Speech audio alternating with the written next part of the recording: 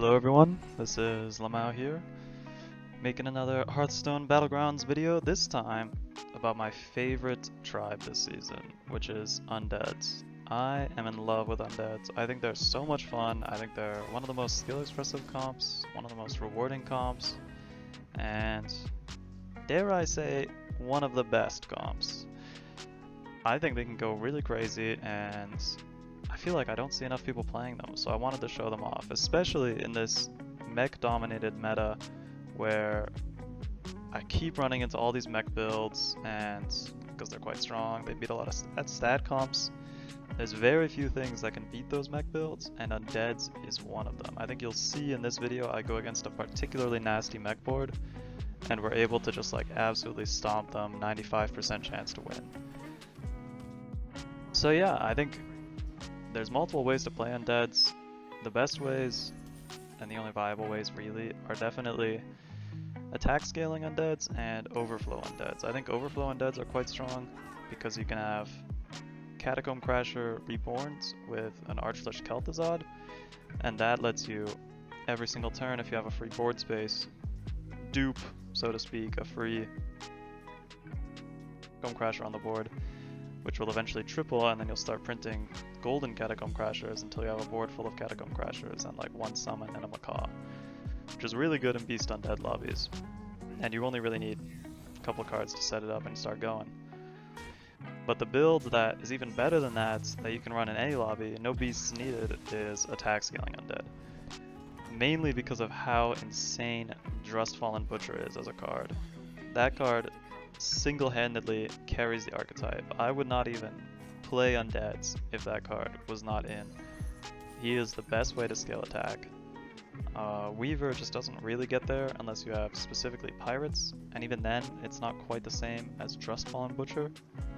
And let me explain why. Drust Fallen Butcher is phenomenal because it gives you Tavern spells with Butcherings, and those can actually be buffed by Tavern spell buff, and it'll buff all your future Butcherings. So you can run Tranquil Meditative, you can run Fellfire, you can run the Undead spell scaling, Friendly Geist, to give your Butcherings more attack permanently. So it's really easy to scale. They start off at 5 attack already, which is a ton if you're getting like 10 Butcherings a turn. You're getting 50 attack every single turn. And it works with Belinda. So if you have a Belinda on the board, your Butcherings play twice, which you'll see this game is kind of a high roll game. I end up getting a golden Belinda, and it just gets out of hand so absurdly quickly with how much attack scaling you can get with just a tiny little spell scaling setup. And it's just a great comp. You can reborn all your generation too, so if you have a Friendly Geist, you can reborn it, and then suddenly you basically have 2 Friendly Geists, you're doubling your scaling. If you golden it, you're quadrupling your scaling. If you have a Rivendare, that also stacks. If you have a Mummifier, you can reborn it in combat. There's just so many ways that the comp scales so well, I find. It's got a strong early game too, because you can run the 3-drop Undead, the Rally guy that starts scaling attack. The 4-drop is also good, especially if you have a Rivendare or KT. Not really good enough to get first, that's why I'd say still Drust Fallen Butcher is the king, but yeah, and then you've got amazing payoff for it too. Once you have all that scaling, you've got some of the best summons in the entire game, like Handless Forsaken, 3-drop that summons a reborn summon and can also be reborn itself. So like 1 golden Handless with reborn, if you think about it, it's summoning 4 reborn minions total, and it itself has a reborn. It's like 10 summons in 1 single unit, and it's a 3-drop, so you can find a ton of those. You can eyes it, you can give it reborn with prosthetic hands by butchering Mummifiers. I just find it so cool and so easy to build. There's so many different lines whenever you play Undeads, where like you can butcher the Teapot Amalgam in order to get more T-sets. You can butcher the Death Rattle Discover an Undead guy. You can butcher Friendly Geist for more spell scaling, or if you want to butcher Cadaver Caretaker for a triple if you have 3 spots on your board. There's just so much you can do with Undeads, and I don't know, I'm just loving them this season. I feel like they're all gas. They're also one of those comps that's kind of like Exodia once you have enough attack. because they're not really scammable. You can't really beat them with damage demons if they have more than 10 health. You can't really beat them with cleaves if they have enough attack, because you can just run a scam as well on your undead board. They've got some great trinkets like Phylactery, which can let you destroy the 3 minions. Basically gives you a second board after your first board dies, and you can put a cleave in that second board if you have a cleave in your first 3 minions. So I just feel like undeads are in a really good spot. So obviously I start the game pretty normally. Even though I know I want to play undeads, I'm not going to buy this Cadaver Caretaker because I don't really need to, and I don't know that I'm playing undeads yet. I want to play undeads, don't get me wrong. The second I load into this lobby and I see mechs and undeads and murlocs, I think the best undead lobbies are ones where there aren't that many stat-based comps. What I mean is like demons, elementals, sometimes dragons with like Charmwing and stuff. Those can get some really high stats, which is obviously bad because the only thing you lose to is stats. You don't lose to scam. It's still doable for sure, but that's what I would say kind of beats undeads the best. But this lobby's perfect. I mean, you can't get scammed by murlocs, you can't get scammed by mechs. Quillbores don't really scale hard enough, and they're also a summon-based comp, so you'll just have more summons. Nagas are scary, but other than that, it's a clear runway for undeads. So I'm just leveling. It's the anomaly where you get 2 lesser trinkets, so I end up choosing this Token of the Old Gods to start getting 6 drops pretty quickly. I also have a Zesty Shaker in my shop, which, if you don't know, you can play the token on it, get it back because it's a spellcraft. So I use that to kind of cheat out a free spellcraft, which lets me get a 6 drop here, as well as being able to buy the 4 drop from the shop and still evolve my Oozling on the board. Little micro plays like that add up. But you can already see with just this board, and I still would not commit undeads from this board. Like, I think that's a really common thing that I see people do is they find this 4 drop undead, they start scaling their attack, they start winning combats, and then they don't really know where to go from there. You need the Drust Fallen Butcher. It is absolute key for your comp. I would not play undeads if I didn't have it. Like, even from this spot, you can always sell all your undeads, you're still making money, you're still making tempo.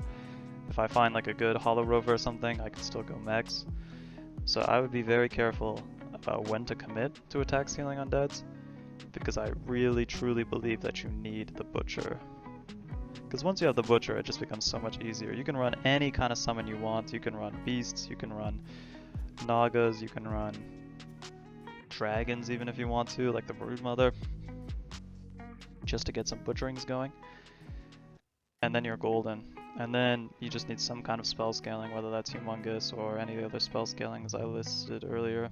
And maybe a Belinda thrown in there. You can run a Weaver too, because the butcherings are tavern spells, so you may as well double dip in the Weaver scaling at the same time. It just all works really well. That's another thing I really like about undeads, is I feel like most tribes have a couple useless 6 drops. Like, you're never really that happy to see Ignition Specialist in the late game when you're playing dragons. But that is not the case with undeads. I am always happy to see Eternal Summoners, because they're great butchering targets, they're great minions to run if you don't have a Forsaken Handless. I'm always happy to see Deathly Striker because it's free money. Weaver is always great because it gives you that spell scaling you need maybe early on. But you'll see here I'm overjoyed to find this Butcher so early. But even without it, I can just keep evolving 5 drops. Here I think I picked the Humongous just to get some spell scaling going. And then, yeah, I'm evolving 4 drops here because I'm looking for a Friendly Geist ideally. And I even buy the spell just because it lets you discover from the tribe you're playing, which is so powerful. I just feel like undeads have so much going for them. Here I do a little silly tech too. Even though the Friendly Geist is on fire, you can summon it from your hand with an Expert Aviator to still get that scaling for a combat. It's kind of silly. Obviously, you don't want to do it all the time, but for this shop specifically, there's not much else I'm doing. So I may as well benefit a little bit, eke out a little bit of scaling where I can. Just a tiny little play like that can go a long way sometimes. Makes me stronger too this turn. But yeah, At this point too, I'm starting to look at what other people are playing, and I'm seeing so much mech. Like, I don't know how your guys' lobbies are looking, but I see mechs all the time. There's always at least 4 mech players in my lobby, no matter what the tribes are. And I get it, mechs are really, really strong, and they're kind of easy to do too once you hit the tier 5 pieces of the Ingenious Inventor, Holler Rover stuff. But I think the great thing about Undeads is that the only comp you really have to worry about is stat scaling. And I think the only stat scaling comp in this lobby is probably Naga's normally with like Groundbreaker stuff. And you'll see, I think I go against some Groundbreaker comps in this vid, and I still beat them because you just get so much attack scaling so quickly with Undeads. So the number one tip I'd say for Undeads is just try to make as many butcherings as possible. I picked this Goldenizer, and I think I immediately played on the Drust Fallen Butcher because you can never have enough butcherings. You just want to fill your hand every combat if possible with butcherings. Now it is kind of awkward because I'm running Deathly Striker, which will also fill my hand with Undeads, and you only have so much hand space. So you kind of have to balance Deathly Striker and Butcher. You'll notice, especially in the last combat, I sell my Drust Fallen Butcher so that I can have more hand space for Deathly Striker. But it also goes both ways, you know, if you need more butcherings and you don't need the summons from Deathly Striker, then you can sell Deathly Striker so that you get even more butcherings every combat. The reason I try to keep the Butcher here, or the Deathly Striker I mean, is because you kind of need Undeads to Butcher as well, and Deathly Striker gives you a nice mix. And since the Butcher is on an Avenge 3 and the Deathly Striker is on Avenge 4, it kind of balances out nicely. You get a majority butcherings every combat without that many Undeads to clog your hand. But you will notice in some of these combats I'll take a bit of damage or I'll lose a combat because I'm summoning less Undeads from my Deathly Striker because I'm farming butcherings, which is just something to be expected. It's a bit unfortunate, and it's something to be careful of when you're playing this comp because your Deathly Striker might not be as good as you think it is. On that same train of thoughts, another tip is to always try to keep your hand empty. Here I keep a card in my hand because I don't really expect to fill my hands and I need the money, but especially on these later turns I will always try to empty my hands if possible. Unless I really need to keep the thing in my hand, like a pair or something for a key unit on my board. But now that you have all these great summons with Deathly Striker, and I've got all of these butcherings with Drust Fallen Butcher, I'm going to start leveling. I'm going to start looking for ways to get even more scaling, which is mainly Belinda. Belinda's the key one. Obviously you can run Rivendare for some spell scaling, that works great too. I would try not to get too much health spell scaling, because I find sometimes when you play comps like these, you can get too strong with the health, and then you'll lose to someone, get a lot of butcherings, play all your butcherings, suddenly you'll have 100 health on all your Undeads, which is really strong, but it's too strong, and your minions won't end up dying, and you'll be back to square one, where you've gone a combat without getting any butcherings, and then maybe you'll lose the combat after that. So that's why I like going for the friendly Geists especially, and you'll notice here, like, the premium butchering targets are always these Mummifiers, so that you can give permanent reborn on your minions. Just think about whatever you're butchering, what it does, if it has a death rattle, how best you can use that death rattle. I think here I might even freeze this Mummifier. Nope, never mind. Bad player. But yeah. I think I picked the Compass here too. Like I said, there are some great trinkets like the Phylactery, but I like the Compass here because it works if your hand is full still. You'll notice that once you play a couple cards, the Undeads will trickle in from out of your hand, which is a great change that they did this season. And so it just helps me always have targets for my butcherings, because I find sometimes in these comps you will run out of targets to butcher and it gets a little awkward because you don't want to butcher the minions on your board for the most part. You kind of need the summons. So I think it's always fine to have more butcherings than less.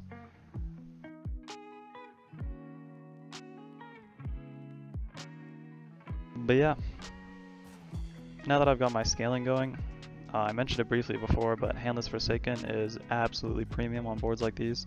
So we are just trying to find as many of those as possible. I haven't seen one yet, so I'm running like a Bonehead and a Cadaver Caretaker for now, but the second I find one of those, or maybe an Eternal Summoner to run, that's what I'll start transitioning my board into. On that same line of thought, I'll start leveling to 6, looking for eyes, so that I can start goldening those minions. And yeah, we should be in business.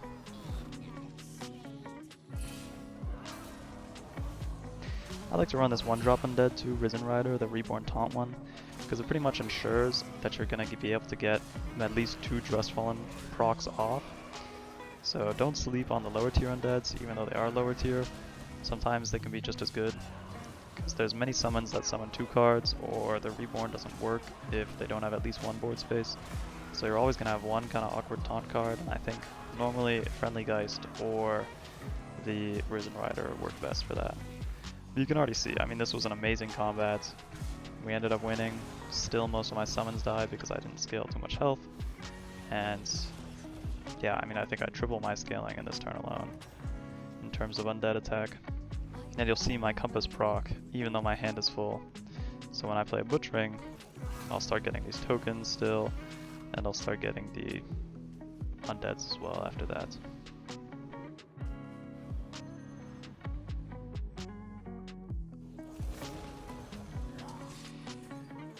This is definitely a high roll game. I think you only need around like 200 undead attack scaling most of the time to win these lobbies. You don't even need like Golden Butcher, to be honest. If you just have 2 Butchers, or like I said, if you have a Butcher with a KT and you reborn the Butcher, you can start duping Butchers with KT. That's another great way to get that. The Goldenizer from my hero power just helped me find it a lot earlier. So my numbers will be enormous by the end of this video, but that should not be a cause for concern. Here I probably over butcher a little bit. I think I should have left that 2-drop on my board. I'm just a little bit weaker because I didn't. I'm against mechs, so it probably doesn't matter because mechs don't have that much health normally. They're more of an attack build. But yeah, you can see I'm already starting with the handlesses, reborning them. I'm thinking about my positioning here because there's no cleave in the lobby, so I don't have to worry about that. So I can get really greedy with my taunts. I can put them as far back as possible, put all my summons earlier, which I kind of do here. And I'm already scouting out who I think my opponents will be. The Undead Mirror matchup is really strange because if you both have like 10 health, it doesn't really matter who has the most attack scaling. It really comes down to who has the most summons. So I've lost games to other Undead players who have like 25 attack while I've got 200 because they just had more handlesses than me. So it's important to start thinking about who you should be scared of. Lich King, for example, here, I notice he's playing Undeads. I notice that he's Lich King, so he's got a reborn hero power, so he's probably doing pretty good. And I'm already making a mental note of, if I go against Lich King, I should run more summons so that I don't lose the combat. Just a little minor thing to think about. Always think about what your opponents are doing. Like I said, I think Undeads are the thing that beat Undeads, so to speak. It's kind of funny when you say it out loud, but there's very few comps that can really match the amount of summons. I'd say Beasts can sometimes do it. Sewer Lord especially, that 5-drop guy that summons sewer rats. Him with like a Rivendare can get really nasty. Or one of those Beetle Avenge trinkets that summons beetles whenever a couple minions die. But most of the time you should be the one with the most summons. That is what Undead does best. They're undead and they keep coming back. And yeah.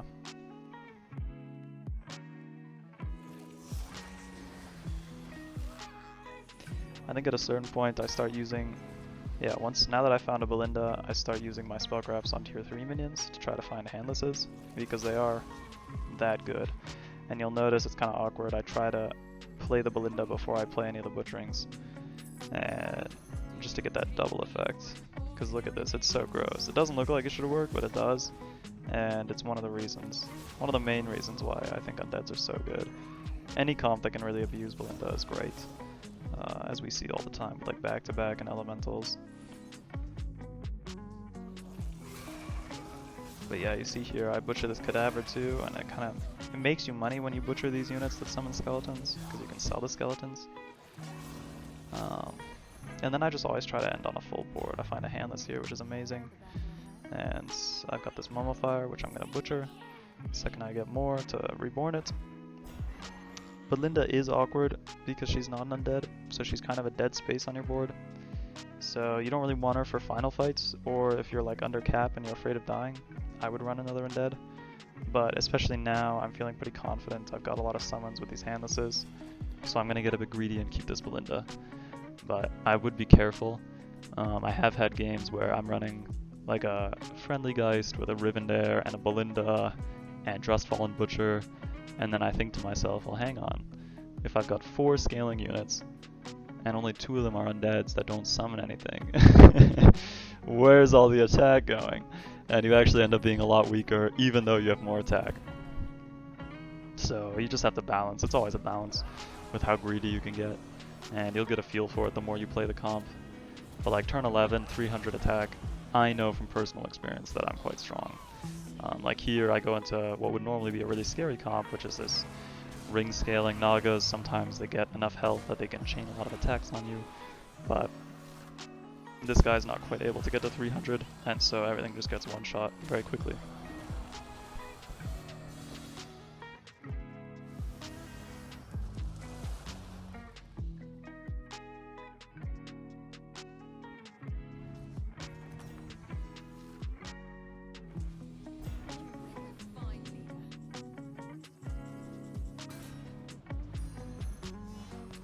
But yeah, that's kind of the main thing of the comp.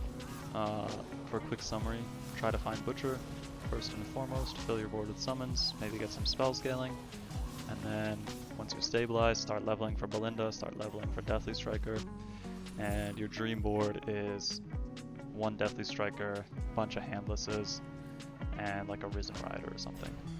So, thank you so much for watching again. I'll let the rest of the game play out, and hopefully you guys have success in your undead games.